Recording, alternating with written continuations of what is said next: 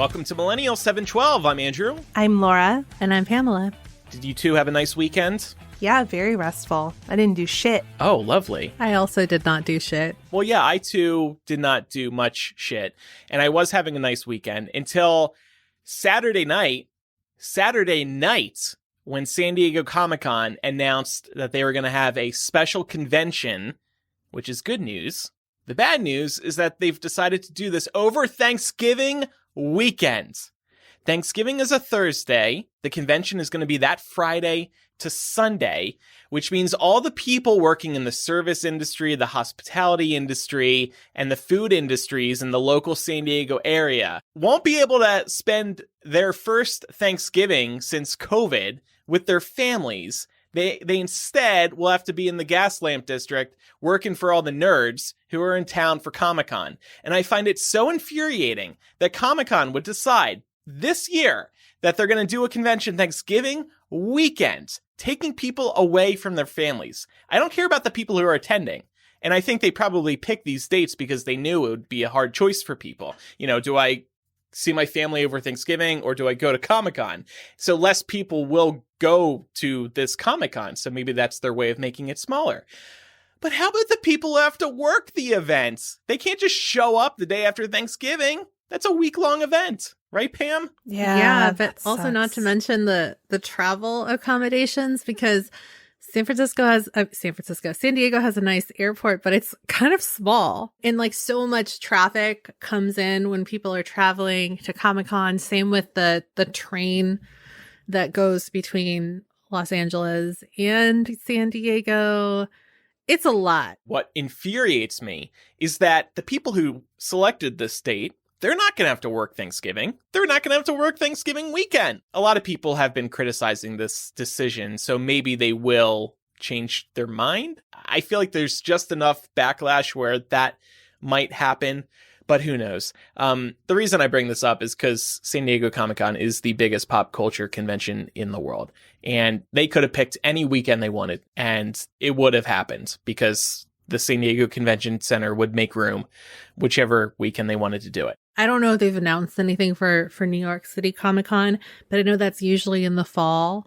And I'm sort of kind of wondering if they felt like they needed to put a little bit of distance between those two events in order to make everything work. Assuming that they are planning to do anything for NYCC. That does not excuse the date that they picked. Right. But I do kind of wonder if it was kind of a bit of a strategic move either way. They still could have shifted it 1 week. Yeah. How about just don't have the convention this year? This is a smaller special edition. I'm thinking of all the Hollywood people too, like all the PR people. Everybody works their ass off for this event. And you won't be able to take Thanksgiving off because it's Comic-Con Eve. Anyway. Anything bothering you, Pam? Yeah, so I have some neighbor drama. I have a neighbor that lives in the house behind mine, and they have a very aggressive dog. I don't know if you guys have ever had to deal with neighbors with aggressive dogs, but it's just getting completely out of hand. The other day, the dog, because Jasper is not a barker, and so he will not engage unless the dog engages with him. And the other day, the dog was trying to bait him, and he started like, I don't know if it was like headbutting or just pushing his paws against the fence towards the back of the backyard. And so Jasper started barking, and then the dog started getting more and more aggravated, and he pushed so hard that he knocked down a board from the fence. Oh, damn. I wasn't back there when it happened, but I was in the living room. So I turned back and I saw, and then I ran out there and I grabbed my dog, put him inside, and then had to figure out how to like put the fence back together while this dog was trying to come through our backyard. And then I just like gave up and just went back inside, and I had to wait for the dog to like, you know, go away before I could go back and reinforce the fence, because it's kind of like dangerous. You know, like I don't know if this dog is aggressive towards humans. I was going to ask. But I was trying to talk to the neighbor about this, and the neighbor tried to pin it on my dog. And I was just like, well, can you just like keep your dog inside so I can at least like reinforce the fence, because this is getting out of hand. And if you're not going to do anything about it, then I need to figure out how to make sure my dog is safe. Yeah. But it's like, what do you F do in neighbor. this situation? I don't want to call like the Humane Society or whatever on these people's dog, but it's not that bad. No, but it's it just could like be. it's like to the point where I can't even sit outside because as soon as the dog realizes somebody's in the backyard, it just starts barking. It's like I would like this space, which we own, to be a space that I can use. Right. Well, and it would be one thing if the dog was reactive for a short period of time. Like, say, you walk out in the backyard with Jasper, the dog goes nuts in the neighboring yard for like a minute or two, and then ultimately chills out. I think that can be kind of normal behavior. But the fact that the dog is exhibiting like violence potentially by trying to get through the fence that way, that's really disturbing. And I don't blame you for being really uncomfortable with that. Yeah, and I don't know what the solution is. Is it a new dog? No. So this dog has like always been there. And to be fair, we did get some newer neighbors not long ago, and they have a big dog. And that dog barks more than Jasper ever has in his life. And so I'm kind of wondering if they're like feeding off of their energy. But the problem is that they don't share a fence and we do. Also, the other day, this is like such a side note, but the other day I was trying to put up like a barrier so that, like hopefully if like the dog doesn't see my dog through the small cracks, I could eliminate the aggression that way. And I accidentally caught this guy's wife sunbathing in the nude, and that was really awkward too. So then I felt like a peeping So now, Tom, hang on. even though it was Wasn't not your my fault. intention. The neighbor's wife knows that this is a shared fence and knows that this has been happening and that somebody might be there trying to fix the fence and decides to sunbathe in the nude while that's going on. I don't know. These guys are weird. Gotta work on that spring tan, baby. No tan lines. Yeah, I was just like, wow, I just saw so much more of you than I wanted to. And I still have to knock on your door later and let you know that, like, we're going to take down a few boards so we can put up stronger ones. Wow. Yeah. I'm lucky that I don't have any crazy dogs directly next to my place. But there's a dog down the street that we kind of pass every day. And that dog keeps trying to hop the fence every time I walk past with Brooklyn. I wish the fence was covered so the dog wouldn't react. He starts barking and starts trying to jump over the fence. And my paranoid ass is convinced that one day this dog is going to get over the fence. And I keep thinking in my head, what am I going to do when that day comes? And I'm ready to kick that dog because I know he wants to fight Brooklyn. And of course, I'm not going to let that happen. So I've been sitting here thinking about how I can, kick the dog to without like hurting Brooklyn or something. It's been a whole thing for me. It's been stressing me out. And no, I don't want to talk to the neighbor about it. I figure they feel pretty confident their dog is not going to jump the fence, but I just see it try again and again and again. And I'm like, one day, Well, one day. This is just so funny because I've never thought about how I'm going to save Jasper if the dog comes. You were like, damn, what about my fence? You know what, though? I'm such a bad dog. No, you're not. No. You might be surprised, though, Andrew. There was one time when Canella was an itty-bitty little puppy. We were walking through a neighborhood where we lived at the time, and one of my neighbors had a pit bull off leash. And Canella was all of 3 pounds. At that time, she was itty-bitty. And the pit bull saw her and came running over. And I was like, oh, shit. And so I'm trying to pick her up, but she's panicking and freaking out and running around my legs, so I can't catch her. And the pit bull gets over there and he just walks up to her, sniffs her, and then like boops her little nose with his nose. And it was so cute, but it could have been very bad. Aww, so I understand the fear, but it could be that the dog seems more intimidating because it has a fence between you, Yeah, and he just really wants to meet Brooklyn, maybe. But I don't. The vibe I get is there's some animosity because Brooklyn, it starts riling up Brooklyn too. So I feel like there'd be a big fight. I feel like it would take a lot to rile up Brooklyn because he's such a chill dog, All right, Brooklyn's chill, and even Chill Brooklyn, thinks this dog is a dick. So that tells you all you need to know. Well, best of luck, Pam. Keep us posted. I will keep you posted because it's happening soon. We're gonna fix that fence, so we'll see. Show up nude. You two can bond. I would over prefer your- not to. Like, my face already burns enough. So Be like, hey, you want to sunbathe nude together? We can go to Baker nude Beach. sunbathe. Yeah. So I wanted to check in with y'all and see if anybody has started making purchases with post-pandemic in mind. I asked this because my wardrobe over the course of the last year has really been whittled down to pajama bottoms, leggings, and t-shirts. And it's becoming very clear to me that if I have somewhere nice to go or somewhere that I would like to look a little less like a college student, I don't have very many clothes for that at this time. So I'm like slowly purchasing some items. I bought myself a pair of Rothy's the other day. Oh, nice. Yeah. Hashtag we love you, Rothy's. Hashtag here's our promo code. Yeah, exactly. MILL. Rothy's.com/MILL. But I have to stop myself because I was like, okay, I can't be doing all of this at once, you know? So I didn't know if anybody else found themselves evaluating like wardrobes or what have you and realizing that they need to update some things before we come out of our cocoons. Yeah, I think it's also something that we deserve, some fresh clothes. Yeah. To just, new year, new post-pandemic life, new us, I think we've earned that and feeling good and fresh out and about. So, yeah, haven't done it yet, but I might. Yeah, I've been like this whole past year, I'll just window shop but online and look at all the cute dresses and just think, well, like there's no need to buy those because nobody's really leaving the house and I have nowhere to wear them.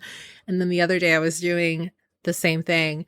And then I realized that I could justify buying them now because we will soon be able to leave the house. So I too have purchased a few things, but I don't think I made the connection that it is perhaps a trend that a lot of people are kind of doing right now. But it was really nice. I'm really excited to get some new stuff because I'm kind of sick of what I have in my closet anyway. So maybe it's time for me to sign up for Stitch Fix again. I was on that for a few months and I really liked it. And then I stopped because I was like, this is too much new clothing.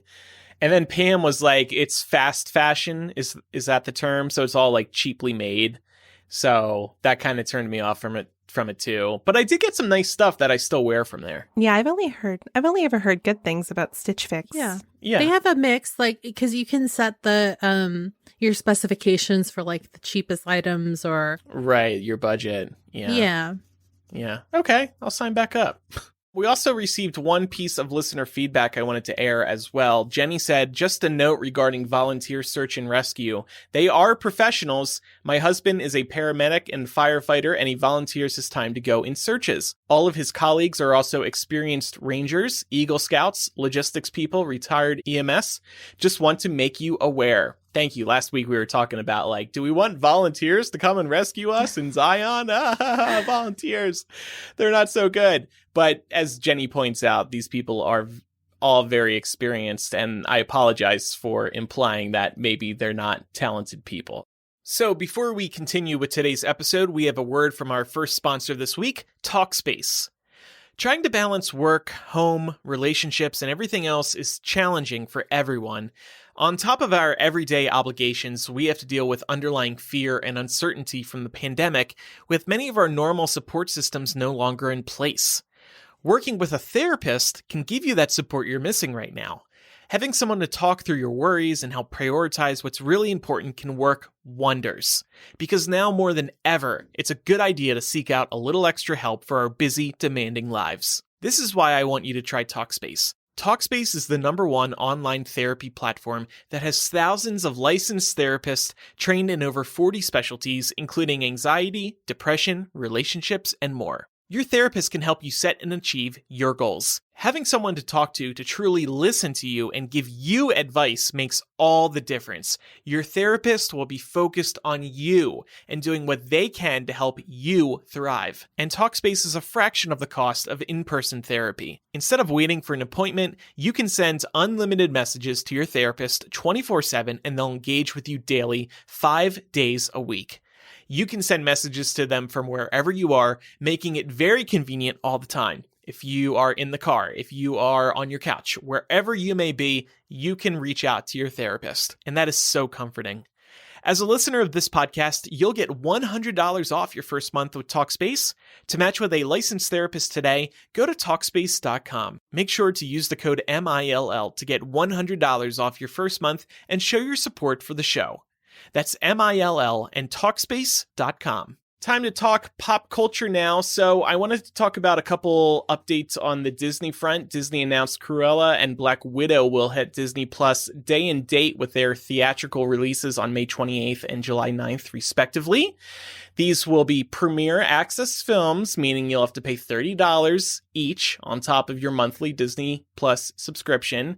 They also announced that Pixar's new original film, Luca, which looks very cute, will be skipping theaters entirely and will be available on Disney Plus for free on June 18th. Ooh. So 2 films you got to pay for, 1 film that's coming for free. With Luca not being released in theaters and not getting any kind of premium access fee associated with it, is this a vote of non-confidence on Disney's part? I feel like the thing is, so Black Widow and Cruella and Mulan, those were all brand names, reboots, Right. spinoffs, established brands. Whereas Pixar, while that's established, Luca is an original story, which is, by the way, what we want Pixar to do more of. So I feel like $30 for Luca would be a harder sell just because it's an original story. And Soul, also by Pixar, was another film that they released for free on Disney Plus on Christmas. What do you think, Pam? Was Raya and the Last Dragon, is that just Disney? It is just Disney. It's Disney, and that did have a $30 price $30 tag, and yeah, that wasn't okay. original. So that knocks my theory a bit. It doesn't, because you're saying that it's Pixar movies, I guess, basically, that are free, because Soul is Pixar, and that was free. Onward was also Disney Pixar, and that was free. And then we have now Luca, which is Disney Pixar, and that is free with the subscription, obviously. I'm actually kind of surprised that they're doing this, because I feel like at this point, the Pixar name alone is brand recognition. So people already are expecting good things, and Pixar hardly ever misses the mark. Right. So I feel like they could charge and probably make some money off of charging, because even when you think about what parents are looking at when they're trying to pick something for their kids to watch, I feel like it's a pretty safe bet to go with a Pixar movie. I wonder if it maybe just is that they're trying to throw parents a bone, and then hoping that in giving them something that they can watch with their kids for free, they'll be more inclined to, rent Black Widow after the kids go to sleep. Yeah. Yeah. I have to say, though, why would a parent buy a new movie on Disney Plus when there's so much available for a kid to watch for free on Disney Plus? I was thinking about this recently. Yeah. If you're a little kid, you don't know what's new and what's not. Maybe if you're older, okay. But I don't feel like parents would have any reason to pay for a new film unless they're Disney fans themselves. Yeah, that's true. It's just the thought of a film skipping theaters entirely and not getting any kind of premium access charge. It's like, I don't know. It kind of feels like they're saying that the cost of promoting the film wouldn't rake in the kinds of margins they would need to make up for it. I don't know. That's what it feels like to me. I think the other thing is too, is look, I don't watch a lot of television live anymore, so I don't know how the commercial scene is for children's programming these days. But I feel like Disney does a lot of hyping up excitement for its new films geared towards children at the movie theater. So the more a family takes their kids to the movies, the more that they're exposed to these trailers for these movies that are coming down the pipeline. And the more that they get excited for them through the trailers, the more they're like, Mom, Dad, I want to see this movie. I want to see this movie. I want to see this movie. Yeah, that's true. Maybe it is just that because I didn't know that Luca was a movie that was happening until the teaser came out and they announced the cast. So I don't know if they're actually doing any promo for these at all leading up to. To your point, Laura, about what it says about the movie, a reporter at the Hollywood Reporter tweeted, just talked to a Pixar friend who says Luca and Soul moves to Disney Plus have been demoralizing for employees. Forget theaters, we're not even good enough for an upcharge. Yeah. And I get that. I get why somebody would feel this way. You are making a movie that is going to go in theaters across the world. That is an honor. That is a privilege. That's incredibly exciting. That must motivate you. And then to find out most people are just going to watch it on a 10-inch iPad, that ruins it for you. You're making a Saturday morning cartoon. The thing is, too, is like, and not to discredit anything that is live action, but a lot of these Pixar movies are like years and years and years in the making. And a lot of these people that work on these movies have been working on them for probably way longer than they're on our radar.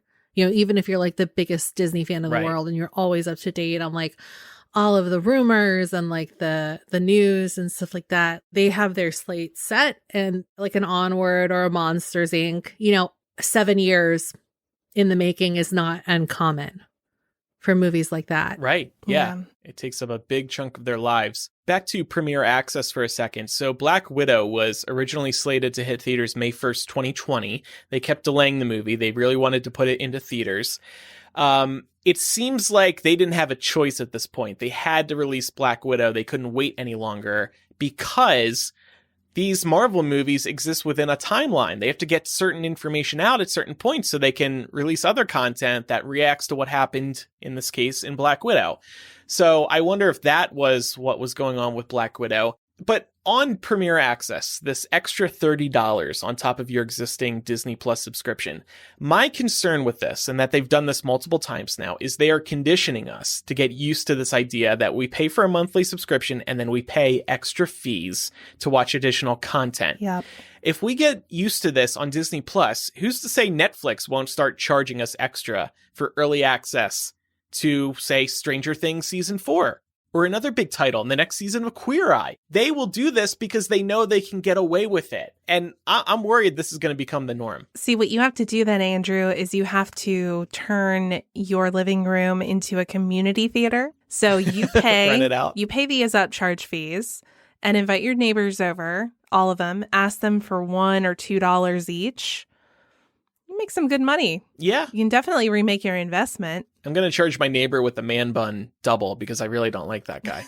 Yeah. So, and I know like OnlyFans, they allow creators to do this. A creator can charge a monthly fee and then they can charge extra for certain content. It's not early access. It's just you want this content, you have to pay extra. Patreon does not offer this right now. I would not be surprised if they do at some point. This just seems like such an easy way to make more money. And I pledge here and now, Millennial Podcast will never well, I don't know, maybe we will. Well, we wouldn't take something that was already an existing benefit of a membership you pay monthly for and be like, here, pay more for it. Mm-hmm.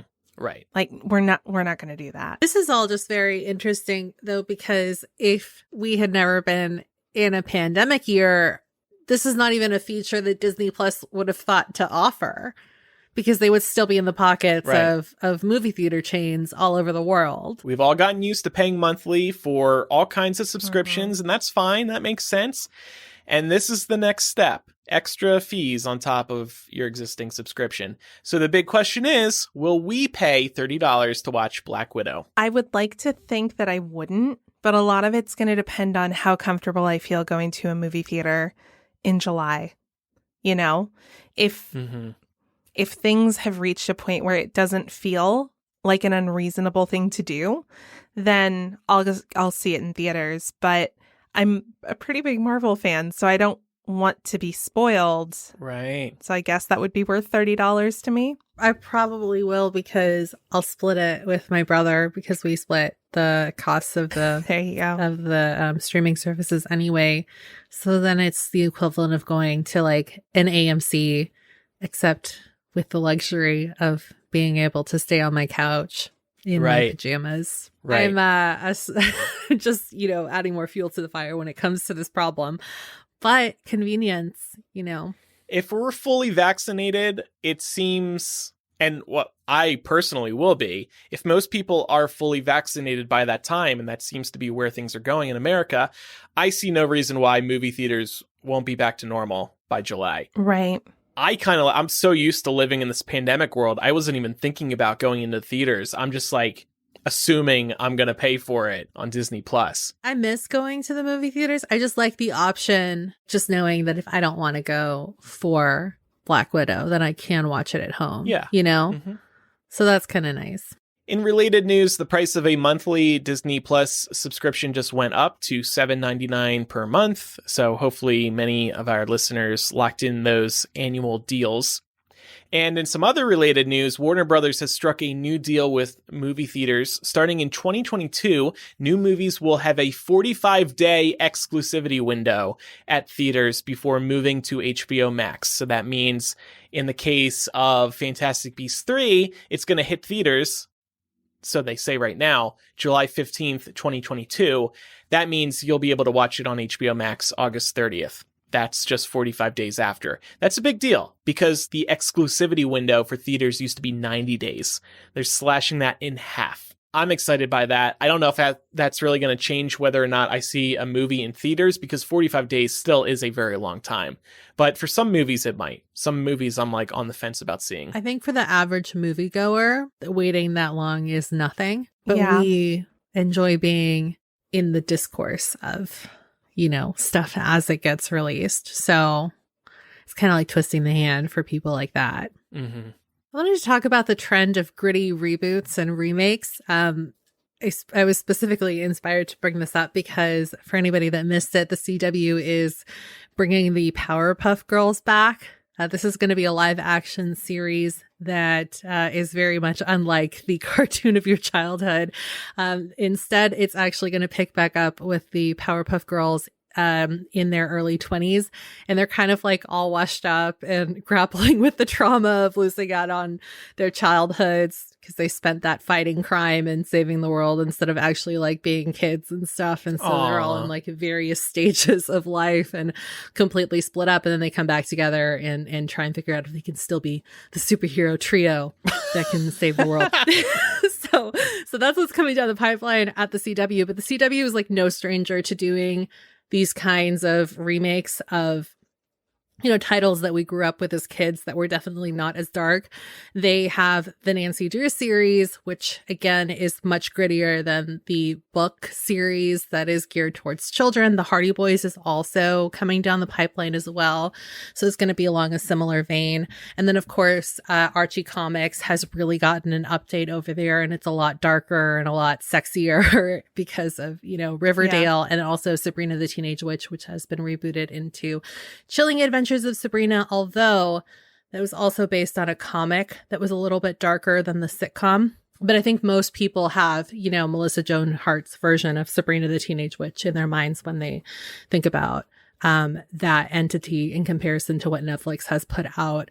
And then Netflix also has the Winx Club, which started as a much more wholesome I believe graphic novel as well, and it's a lot grittier in their live action format of the series. This is not anything new, but I feel like they're just coming more and more. And I wanted to know how you guys feel about the idea of some of these childhood classics that we grew up with being turned into something that's a lot more adult. Like, are you guys into this idea at all? Does it pique your interest when you hear about these shows being greenlit? I get why they're doing it. I think it gets attention on these projects. Like, ooh, it's not just a straight reboot. It's grittier. It doesn't appeal to me personally unless, I mean, it's all about the story. I don't care if it's gritty or not. If it's a good story, if it has good reviews, I'll go and see it. I feel like in terms of rebooting these children's shows, if they're making them gritty reboots, it's kind of like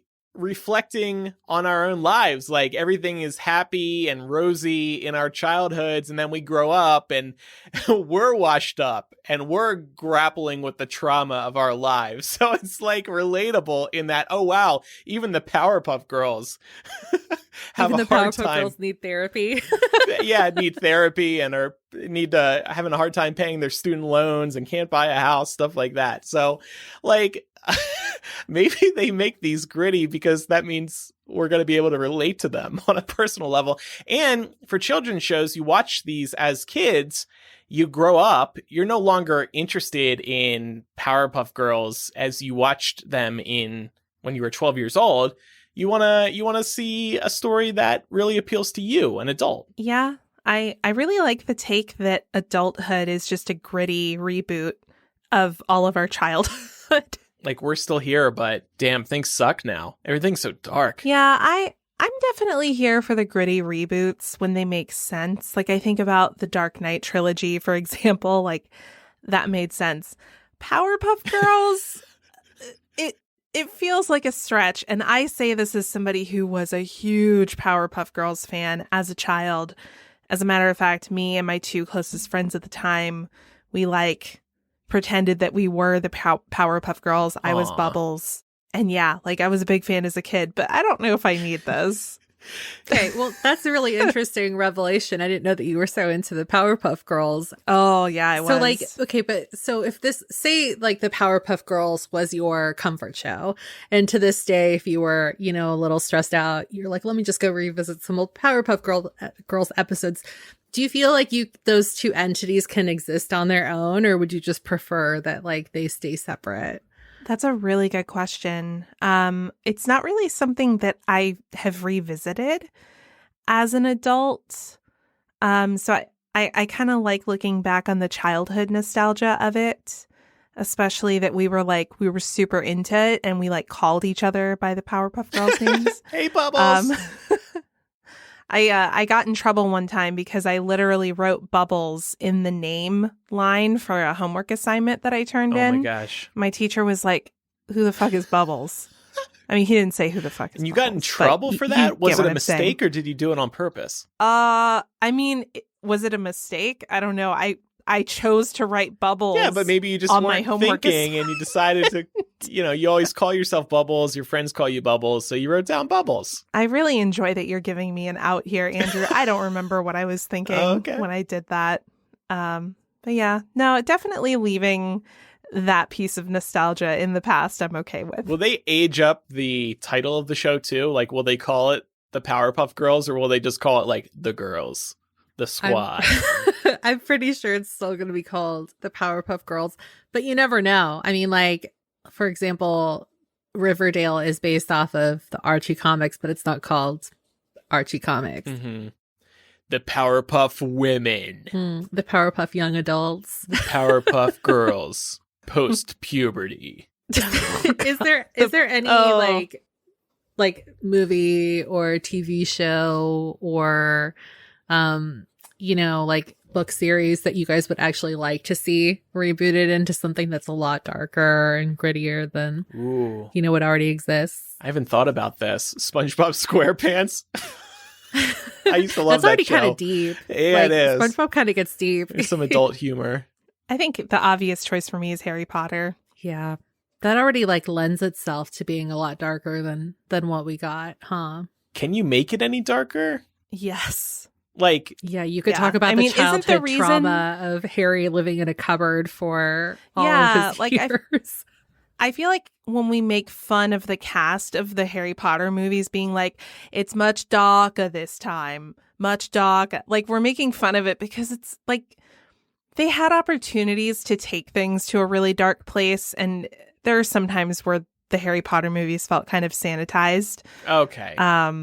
I thought you were talking about the core story, if J.K. Rowling made a grittier Harry Potter. No, I think that you could do a telling of that story, probably for television would lend itself best to this kind of thing. But I think you could really make that story very dark and gritty. How about you, Pam? I couldn't really think of anything, but at the same time, I lost the track of who said this in the Discord, but I noticed that somebody mentioned that they're willing to give these things a shot, even if it's not anything that they personally would have thought that they wanted in their lives. So I feel like I'm probably more inclined to tune into this stuff just out of curiosity than either of you two would be. So it's kind of hard for me to think of something specifically. But I do like what Blue Smith just wrote, which was that she said, not necessarily gritty, but I really wanted the reboot of the Millennial Lizzie McGuire. And I agree. I feel like that one's going to sting for a while because they were kind of hoping to to give us a Lizzie McGuire that was really going through some shit, and Disney said no. So yeah, that story is crazy to me still. Mm-hmm. That's so Disney. We've got a few more topics to touch on today, but first it's time for a word from this week's sponsor, Stamps.com. Stamps.com has saved businesses, including my own, thousands of hours and tons of money. Not to mention, it's the most convenient way to mail things. With Stamps.com, you get the services of the post office and UPS all in one place, and all on your computer, plus big discounts on mailing and shipping rates. Whether you're a small office sending out invoices, an online seller shipping out orders, or even a giant warehouse sending thousands of packages a day, Stamps.com can handle it all with ease. Simply use your computer to input a bit of info about the package, then print official US postage 24/7 for any letter, any package, any class of mail, anywhere you want to send it. Once your mail is ready, just schedule a pickup or drop it off. It is that simple. Plus, your recipient will receive a tracking number automatically emailed to them, so you don't need to go through the hassle of letting someone know you put something in the mail and then carefully typing in a tracking number. Don't get any numbers wrong, because then they're going to have the wrong info and they're going to get stressed about their package. You don't have to deal with that. Thanks to Stamps.com, they will mail that all to the recipient automatically. And all this convenience comes with discounts. With Stamps.com, you get discounts of up to 40% off post office rates and up to 62% off UPS shipping rates. Stop wasting time going to the post office and go to Stamps.com instead. There is no risk, and with our promo code MILL, you get a special offer that includes a 4-week trial plus free postage and a digital scale. No long-term commitments or contracts. Just go to Stamps.com, click on the microphone at the top of the homepage, and type in MILL. That's Stamps.com, promo code MILL. Stamps.com, never go to the post office again. All right. Well, as promised on last week's episode, we're going to be speaking to one of our listeners named Michelle here in a few moments. Michelle is somebody who wrote into the show requesting coverage of the increase in hate crimes against the Asian American Pacific Islander community.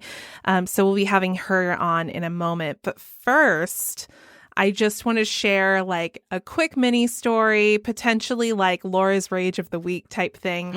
So do you guys remember me telling you about Delta 8 on the show? Yeah. I keep meaning to try it. Yeah. So it is a legal alternative to marijuana. And I recently found out that the reason it's legal is because of the 2018 Farmer Bill. That bill, the TLDR of it, is that it legalized hemp on a federal level, and Delta 8 is a byproduct of hemp. Now, I don't think that anybody at the time thought that hemp byproducts could be used to achieve psychoactive effects similar to marijuana, but pot chemists are pretty amazing. They managed to find a way to get a similar effect from Delta 8 as you would get from Delta 9, otherwise known as the regular THC and marijuana that we're familiar with. Mm-hmm. Well, in the last couple of weeks, all of our favorite vape shops in the Atlanta area have pulled this stuff off their shelves because at least one of them got raided and had a U.S. Marshals car parked outside of it for an entire day. And it sounds like that there may be some changes to specifically Georgia legislation around legal limits of THC.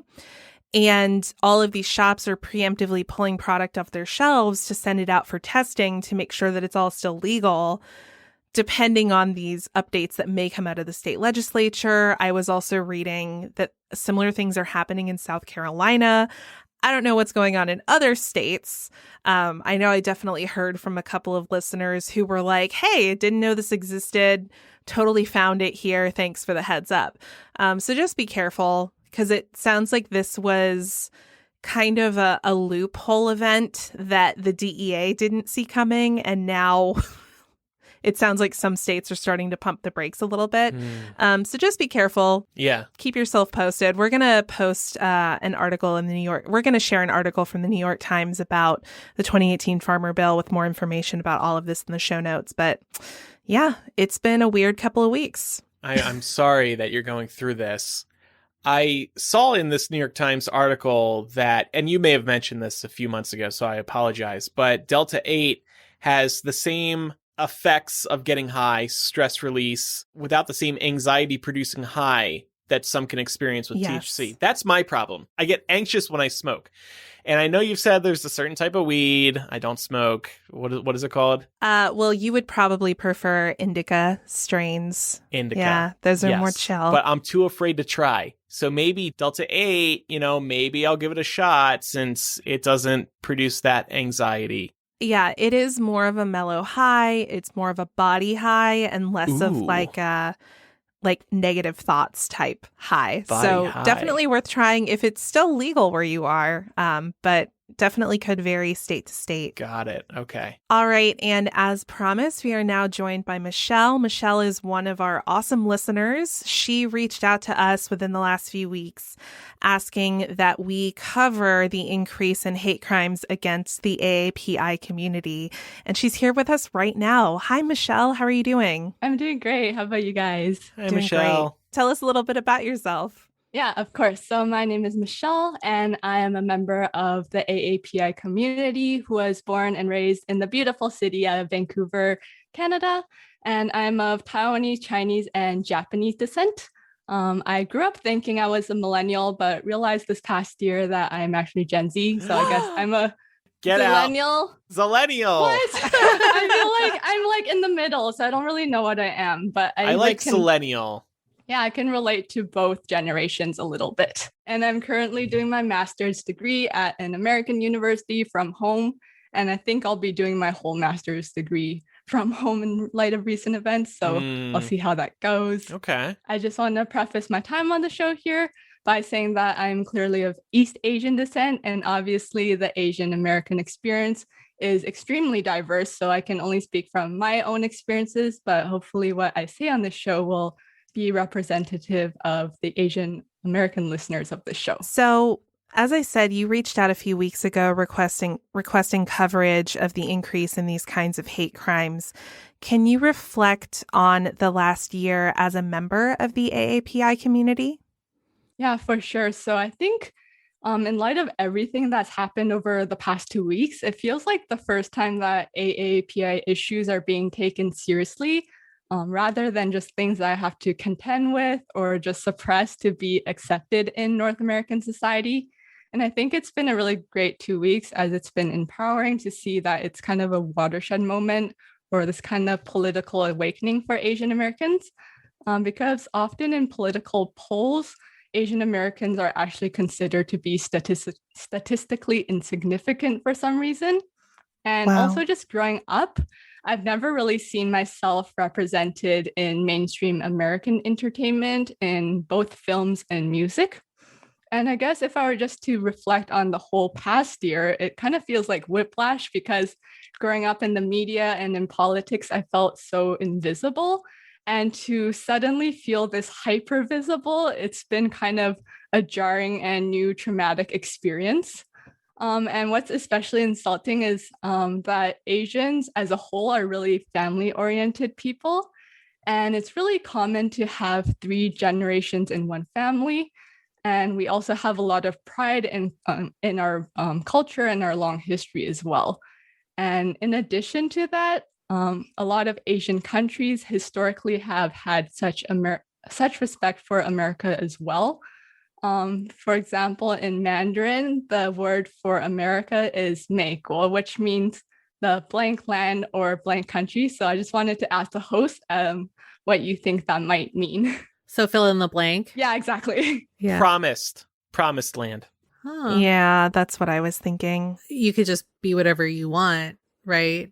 If you're thinking about it optimistically. Like the free land or something. Yeah. Unless it's like the opposite of, which is that we don't subscribe to one culture. And so that is not really looked up upon. Mm-hmm. I was thinking something along the lines of the promised land as well. Well, it's actually the beautiful country. And it's so sad to see all of these assaults happening day by day to Asian Americans. Yeah. And I guess like just reading through the obituaries that came out 2 Fridays ago, what really broke me was reading these stories of the victims. And they were just like people I know in my own life, like aunties or grandmas or my mom, who would do essentially everything and anything to provide for their kids. Yeah. It has to have been very disorienting. Yeah, as I've mentioned before, it's been a strange experience just feeling invisible and to all of a sudden see these assaults every day on the news. Do you feel safe right now? Well, currently I've decided with my parents and my grad school advisor that I won't be going to America for my next semester at least. So I'll sorry. Yeah, stick it out and see how it goes. Yeah. I can completely understand needing to feel like you have to make a choice to protect yourself, right? Yeah, for sure. But I have you guys to listen to all the time, so you guys can keep me company. Oh, that's really nice. Yeah. Well, you have some examples of coded language and racial microaggressions that you would like to raise awareness of.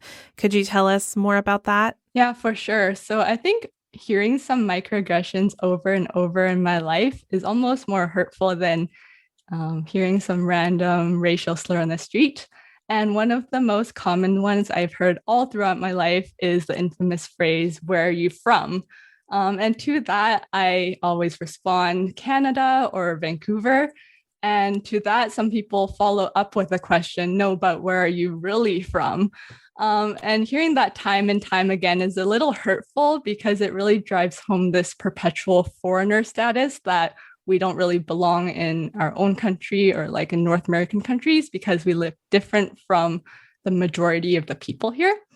And a better way to phrase this question, if you're interested in someone's background, is to ask, what is your ethnicity? Because by asking that, you can have a way more nuanced conversation about someone's birthplace, background, or heritage. Some other coded language that I've heard throughout my life include, you speak really good English. And to that, I always respond like, you too. And then they give me a confused look. And I'm like, why would my English not be good? I was born here. Yeah. I've also had some people ask me to speak some Mandarin or Japanese for them, as if it's like the language is like a display for them to observe. I've also had high school teachers complain that certain international students' names are too hard to pronounce, as if our names were an inconvenience to them.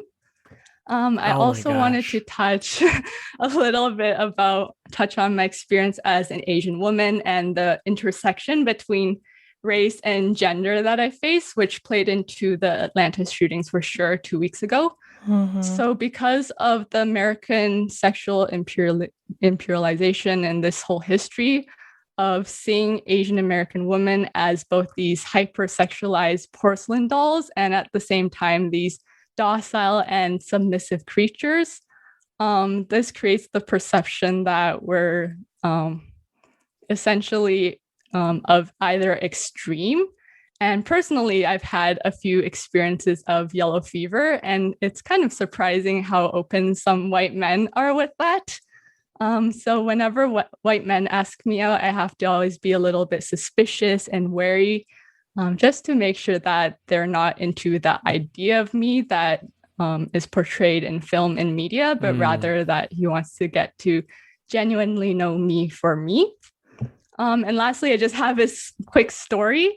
Right before everything shut down in the pandemic, I flew to New Haven from Toronto for a grad school interview and audition. And I was in the US terminal and I really, really had to sneeze really badly. And I was like, oh, don't do it because like someone's going to think I'm from China. And then I had to sneeze. So I did it. And then everyone dispersed from me instantly. So yeah, that felt great.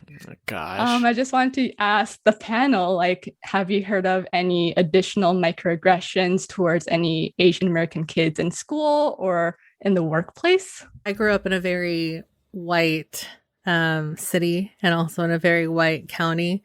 So even though we like to believe that we're very diverse, I think that a lot of kids subscribe to stereotypes of minorities.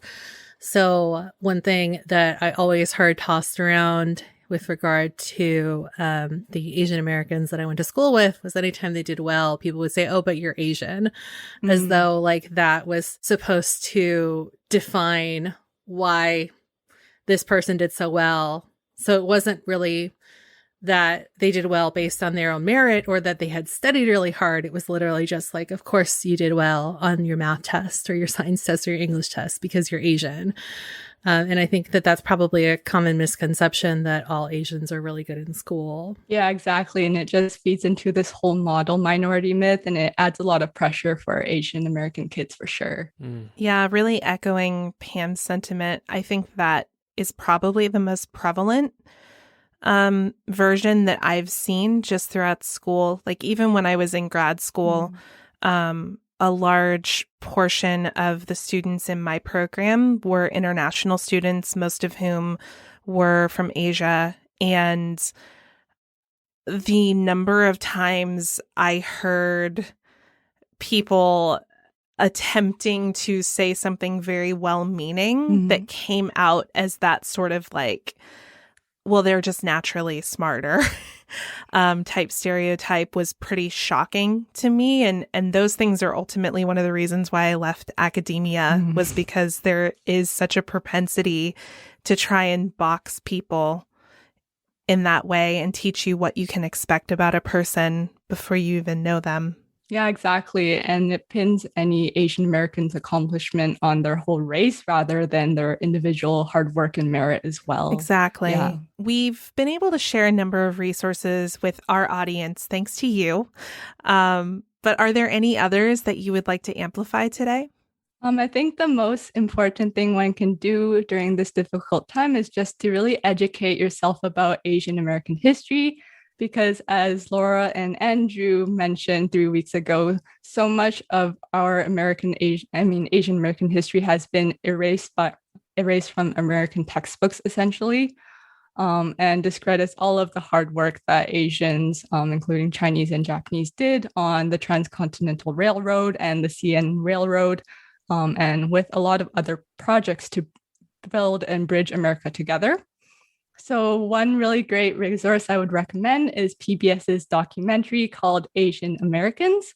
And it's been made free in light of everything that's been going on.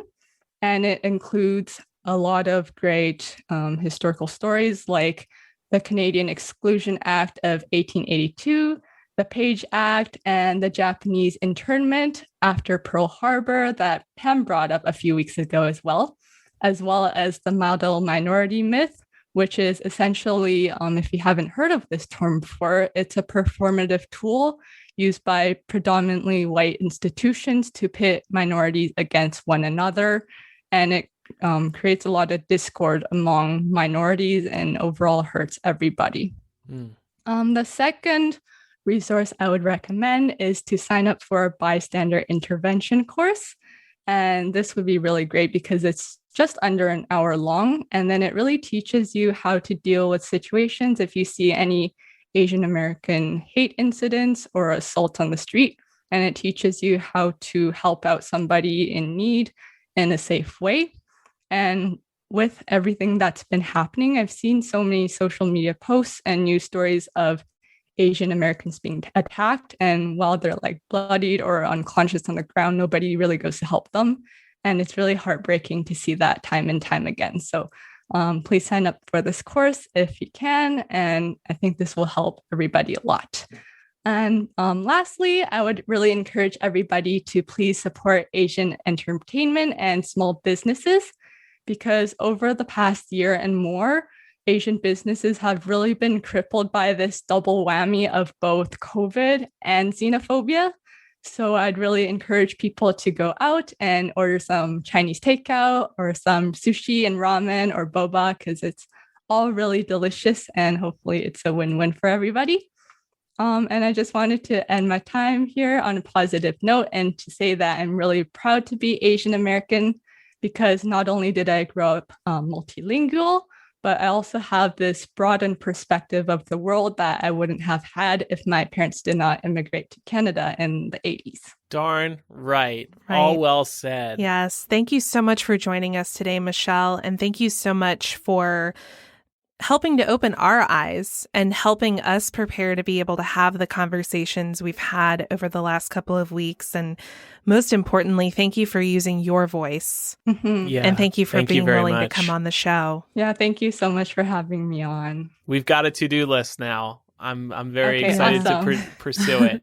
Starting with eating Chinese food. Okay, yeah, just go order some takeout. Don't have to tell me twice. Yeah, honestly, it's also really safe because Asian Americans or like Asians in general have this habit of masking up whenever they're sick out of consideration for others. So hopefully that's something like everybody around the world can adopt. Wow, people who think about others. Yeah. That's so nice. And I was going to say too that like my local Asian market, the whole pandemic has never been out of like anything that I've needed. I know that a lot of like the larger markets have always been out of like noodles or lentils or rice or anything like that. But like the Asian market's always really well stocked and they're so nice and really helpful. So I really enjoy popping in there to shop for some extra essentials whenever I can. All right. Thanks again, Michelle. All right. Thank you. Have a great rest Have of a the great show. night. Bye-bye. Thank you. Bye. Have a great night. Bye. She was perfect. I know. She was so good. And you can see why when she reached out requesting coverage of this on the show, the information she provided was so detailed and well researched, and you could really see that in the points that she brought to the show today. So we're just so thankful for Michelle and really all of our listeners who reach out with well-researched information on a topic that they're interested in hearing more about. So really quickly, I was perusing on Vice, and they had a pretty funny tip for people that want an excuse to keep their cameras turned off during Zoom meetings and lectures, except for on the show, because obviously we're always happy to have our cameras This is on. a Patreon benefit. We have to pollute Earth. Exactly. Yeah. So anyway, so they were basically saying that you could tell your bosses that you're trying to decrease your carbon footprint, because apparently some science researchers have found that 1 hour of video conferencing emits about 150 to 1,000 grams of carbon dioxide. It requires 2 to 12 liters of water to generate and demands a land area about the size of an iPad mini. So for a little bit of context, it's not very much, because a gallon of gasoline emits about 8,887 grams of carbon dioxide. But, you know, I think they're hoping that over time that this is big enough that you could use it as an excuse if you feel like you want to turn your camera off for a little bit during these mandatory Zoom meetings that we've all been having over the course of the past year. I'm sorry. I'm just trying to save some water. The lakes are looking low around here. So researchers at Purdue, Yale, and MIT say that leaving your camera off during a web call can reduce these footprints by about 96%, but obviously you're still emitting some kind of carbon dioxide whenever you log onto the internet. And I think that Andrew had another point to make here with regards to this. I'm glad you included this, because people just don't think about what doing things online, how that impacts the environment. To your point about video calls, but also even doing a Google search takes energy. And when 40,000 searches are happening every second, that takes a lot of power. It's not just our screen being lit up. It's calling the server and having the server do something. And that's just something you don't think about. You think tech and the internet, it's like this infinite resource where we can use it as much as we want and it has no effect on anything. Well, actually it does. It eats up a lot of power. I know Apple and Google, they try to offset their energy usage, and that's amazing. But you just have to remember, do you have to search for that pudding recipe right now? Why not, save a little water and just come up with a pudding recipe yourself? Who am I kidding? I'm not going to get anybody to stop doing Google searches. Mr. Internet, Andrew. Who Hypable thrives off of internet searches. Oh, man. You're going to be like, stay on the internet, please. Do some more Google searching. Make sure you include Hypable at the end of your Google search. It's such a good point that you bring up, because I contribute monthly to Project Wren, which I know we've talked about on the show before. It's a way that you can make a monthly donation to offset your carbon emissions. But it makes me wonder how accurate those donations are. Like, I don't recall when I was doing my CO2 emissions calculator last year, just to update it, I don't remember it asking about my internet usage. No. I was trying to remember if it did or not either, because in putting these very brief talking points together, I was remembering that you had to calculate our carbon footprint. Yeah, I don't think it includes that at all. No, I don't. I think it's probably just to make Americans feel better about being shitty to the environment. As with everything, better than nothing, honestly. I guess. Yeah, they're like, hey, make a donation and feel better about your carbon footprint, but your carbon footprint is still there. Right, exactly. And a little positive news to wrap up the show. There is a new report on the effectiveness of Moderna and Pfizer vaccinations. They are both 90% effective. So we finally have real world data. You know, we're out of the test zone now. We now know how effective these vaccines actually are out in the real world. Moderna and Pfizer are both 90% effective against infections by 2 weeks after your second shot. They are 80% effective by 2 weeks after your first shot. So that's good to hear. In terms of getting asymptomatic infections and transmitting the virus to others, the CDC said that since infections were so rare, transmission is likely rare as well. That's great news. Everybody was worried. You know, let's say I have the vaccine, but grandma doesn't yet. Do I stand a chance of infecting grandma? Yes, but it's small. And if everybody's vaccinated, the chances go way, way down. So that's good news. We also learned that the vaccines are so far effective against variants of COVID. That was a big concern as well. So overall, a very good report that came out of the CDC on Monday morning. I think everybody should sleep better tonight knowing that these vaccines are proving very effective out in the real world. The director of the CDC did also put out a note being like, things are looking really good. I don't know if you guys saw this interview that she did, but she was like, things are looking really good. We're almost there. We can see the light at the end of the tunnel, but we do need to hang on. Yes. We need to hang on a little longer. Cases have been rising. That's been one of the concerns. Yeah, cases are rising. Infections are rising. Deaths are also rising. So yeah, this is really, really good news, and we should be cautiously optimistic, but we also have to be prepared that the distancing guidelines and the hygienic guidelines, we need to stick with them for a while longer. The hygienic ones you should just implement into your normal life. I haven't been sick in over a year. You know, this rise in cases, it's probably these assholes who go and party during St. Patrick's Day.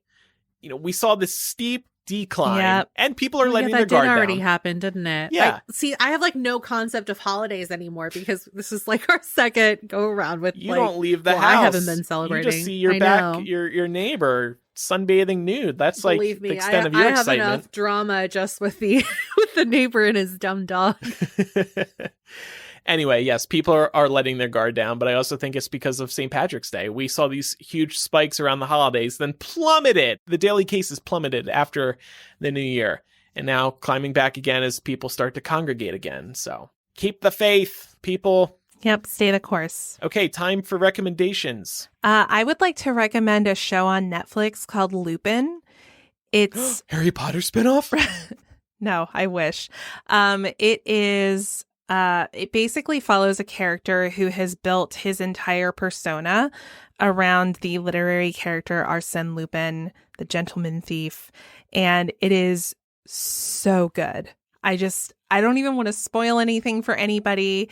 It's witty and kind of like a crime drama espionage type vibe. So much fun. Cast is great, and I think you'll really enjoy it. It's only 6 episodes, so it's not too big of a thing to take on. I want to do one of these pre-recommendations where I recommend something before having actually used it or played it myself. There's a new co-op game out called It Takes Two. I had read about this a little bit. The reviews are now out because the game is out. It has a very high rating on Metacritic, and that's how I know if a game is truly good or not. This is exclusively a co-op game where you work together with somebody to try and beat different challenges. And I hear it's very weird. I hear it's very innovative. And I hear it's very unique. So if you like co-op games, as I do, I love Overcooked, check out It Takes Two. And then in light of Michelle's contribution to today's show, which I really appreciated, I wanted to recommend this video that got uploaded to the Try Guys channel on YouTube called We Need to Talk About Asian Hate. It's actually more of a documentary, so way different than what they normally do. But one of the members, Eugene, put this together, and it's about 70 minutes long, and it gives some really nice historical context that helps viewers understand where this anti-Asian sentiment kind of stems from. And he's got a lot of great guest interviews that make features in the documentary. So something else to add to your list as well, in addition to all of the resources that Michelle recommended earlier on in the show. Okay. Perfect. Today in After Dark, I have a complaint to file about my mother and many other people in my family. And what else are we doing, Laura? So I have to give all the credit to Pam for this idea. She found a quiz that we're going to take together that will allow us to see if we can tell the difference between AI generated pictures and content and actual pictures and content. And we have a couple of tips that we're going to be able to give you for learning to tell the difference between the two. And then I also have a surprise for everybody. Oh my God. Surprise. I saw that note just a minute ago. It just says Laura's surprise. Oh my God. What is it going to be, Pam? She's not pregnant. She doesn't want a kid. You know what? I have no idea, but do we have enough time to do all this in After Dark? I'll keep my story about my mom short-ish. Well, maybe we don't have to take the full quiz. Laura's surprise is that she sunbathes nude, I think. That'd be a good surprise. Yep. I'm Pam's neighbor. That's my surprise, Pam. I'm your neighbor. Surprise, oh, no. bitch. And Canella hates you. Yeah, exactly. All right. Well, that'll all be available. It sounds like a memorable After Dark. Patreon.com/millennial. Thank you to everybody who supports us. It truly keeps the show going and keeps us inspired. A couple other reminders. Please do leave us a review on Apple Podcasts or wherever you listen to Millennial. You can contact us by writing directly to millennialshow@gmail.com or by using the contact form on millennialshow.com. We also have the confessional there as well. And follow us on social media. We are Millennial Show on Instagram, Twitter, and Facebook. Thanks everybody for listening. I'm Andrew. I'm Laura. And I'm Pamela. Bye everyone. Bye.